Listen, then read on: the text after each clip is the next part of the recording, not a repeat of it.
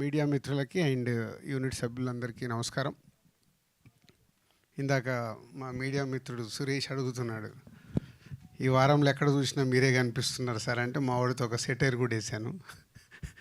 So సాధారణంగా నేను avoid చేద్దామని ట్రై చేస్తూ ఉంటాను. పోతే రాజీవ్ అండ్ విమల్ ఈ సినిమా విషయంలో 2-3 టైమ్స్ ఆఫీస్కి వచ్చి వాళ్ళు అనుకున్న కాంటెంట్ చెప్పి వీడియోస్ చూపించి, ఎందుకంటే విమల్తో మా బ్యానర్లో ఒక సినిమా చేయాల్సింది ఉండే, చాలా రోజులు స్క్రిప్ట్ వర్క్ జరిగింది బట్ మెటీరియలైజ్ అవ్వలేదు.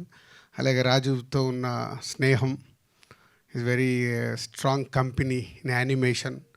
సో చాలాసార్లు కలవడం, ఈ సినిమా గురించి నాతో మాట్లాడడం.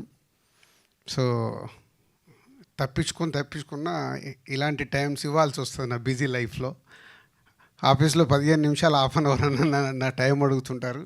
So for Rajiv and Vimal and unit సభ్యులకు వాళ్ళందరూ కూడా, టీం అందరు కూడా మాలాంటి వాళ్ళు వచ్చి మాట్లాడినప్పుడే వాళ్ళకు ఒక హ్యాపీనెస్ ఉంటుంది. లేకుంటే వాళ్ళు చేసుకున్నారనుకో ఏదో అయిపోయిందని. Anyhow Vimal your done good job.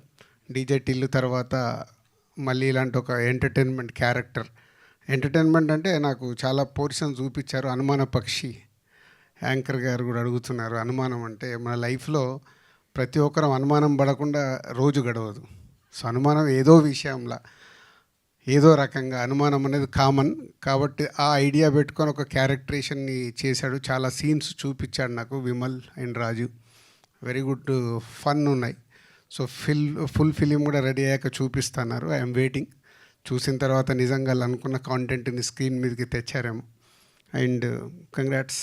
And రాశి గారు ఇస్ ఎ సీనియర్ అనొచ్చు కదండి, సీనియర్ హీరోయిన్. అండ్ ఇప్పుడు క్యారెక్టర్స్ కూడా చేస్తున్నారు. And new actors, upcoming actors, hero and heroine. And music director గురించి ప్రత్యేకంగా చెప్పాలి. వారు చేసిన సినిమాలు డీజే టిల్లు కానీ, నాంది లాంటి సీరియస్ సినిమాను కూడా is a whole. And Goodachari is very good. చాలా చేస్తున్నాం, మనమే కలవలేదు. షార్ట్లీ మనం కూడా కలిసి ఒక సినిమా చేద్దాం. And whole team all the best.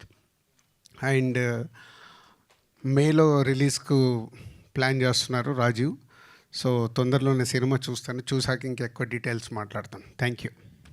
మీరు ఆన్సర్ మాత్రం చెప్పలేదు రాజు గారు. సో రీసెంట్ టైంలో ఎక్కువ అనుమానపడిన సందర్భం ఏంటి? ఎవరి మీద పడ్డారు? సాధారణంగా నాది పాజిటివ్ సోల్. ఓహో, అనుమానాలు ఉండవు. నెగిటివ్ తీసుకోను. నెగిటివ్ వాళ్ళు ఎవరైనా వచ్చినా కానీ పట్టించుకోను. Very good. అదే మాకు కూడా కావాలి. పాజిటివ్ సినిమాల్ని అందిస్తూ ఉండండి ఇలానే మాకు కూడా. Thank you so much for